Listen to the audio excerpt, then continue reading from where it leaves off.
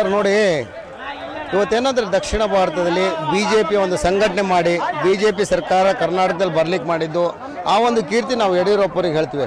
ಇವತ್ತು ನಾವೆಲ್ಲ ಒಂದು ಸ್ವಯಂ ಪ್ರೇರಿತರಾಗಿ ಬಿ ಜೆ ಪಿ ಪಕ್ಷದಲ್ಲಿ ಕೆಲಸ ಮಾಡ್ತಿದ್ದೀವಿ.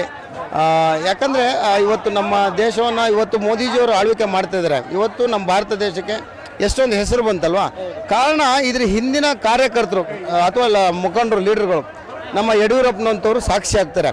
ಯಾಕಂದರೆ ಅವರ ಒಂದು ಪರಿಶ್ರಮ 50 ವರ್ಷಗಳ ಸಂಪೂರ್ಣ ಅವರು ಇಷ್ಟು ವರ್ಷಗಳ ಕಾಲ ಒಂದು ಸಂಘಟನೆ ಮಾಡಿ ಸೇವೆ ಮಾಡಿ ಅಧಿಕಾರದಲ್ಲಿ ಪ್ರತಿಯೊಬ್ಬರನ್ನೂ ಒಂದು ತೃಪ್ತಿಗೊಳಿಸಿ ಅವರು ಕೆಲಸ ಮಾಡ್ಕೊಂಡು ಬಂದಿದ್ದಾರೆ ಈ ಕರ್ನಾಟಕದಲ್ಲಿ. ಅಂದರೆ ಅವರೊಬ್ಬ ಅದ್ವಿತೀಯ ವ್ಯಕ್ತಿ ಅಂತ ನಾನು ಹೇಳಲಿಕ್ಕೆ ಇಷ್ಟಪಡ್ತೇನೆ.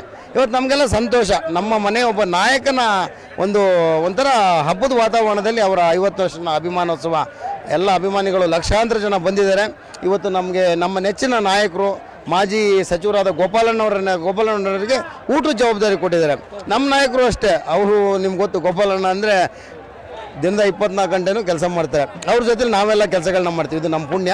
ಇವತ್ತು ಅವರ ನೇತೃತ್ವದಲ್ಲಿ ಏನು ಊಟದ ಜವಾಬ್ದಾರಿನ ವಹಿಸ್ಕೊಂಡಿದ್ದಾರೆ ಗೋಪಾಲಣ್ಣವ್ರ ನೇತೃತ್ವದಲ್ಲಿ, ನಿನ್ನೆ ಬೆಳಗ್ಗೆಯಿಂದನೇ ಬಂದು ಅವ್ರು ಏನು ನಮಗೆ ಮಾರ್ಗದರ್ಶನ ಮಾಡ್ತಿದ್ದಾರೆ.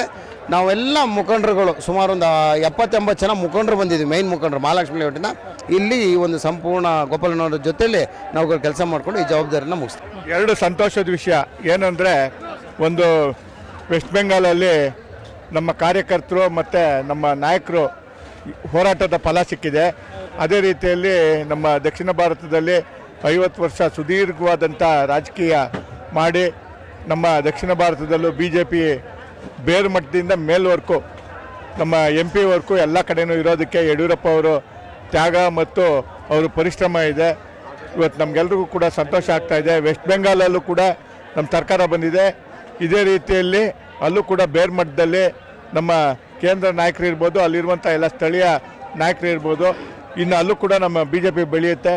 BJP ಅನ್ನೋದು ಈ ದೇಶಕ್ಕೆ ಅನಿವಾರ್ಯ. BJP ಬೇಕೇ ಬೇಕು. ಯಾಕೆಂದರೆ ಬೇರೆ ಸೆಕ್ಯುಲರ್ ಅಂತೇಳಿ ನಮ್ಮ ತನಕ ನಾವು ಬಿಡೋದಕ್ಕಾಗಲ್ಲ. ಎಲ್ಲರೂ ಕೂಡ ಇರ್ತಾರೆ, ಸೆಕ್ಯುಲರ್ ಅನ್ನೋದು ಎಲ್ಲರೂ ಇರ್ತಾರೆ. ಯಡಿಯೂರಪ್ಪ ಅವರು ಎಲ್ಲರನ್ನೂ ಕೂಡ ಜೊತೆ ಕರ್ಕೊಂಡು ಹೋಗಿದ್ದಾರೆ, ಎಲ್ಲ ಸಮುದಾಯ ಇರ್ಬೋದು ಎಲ್ಲರೂ.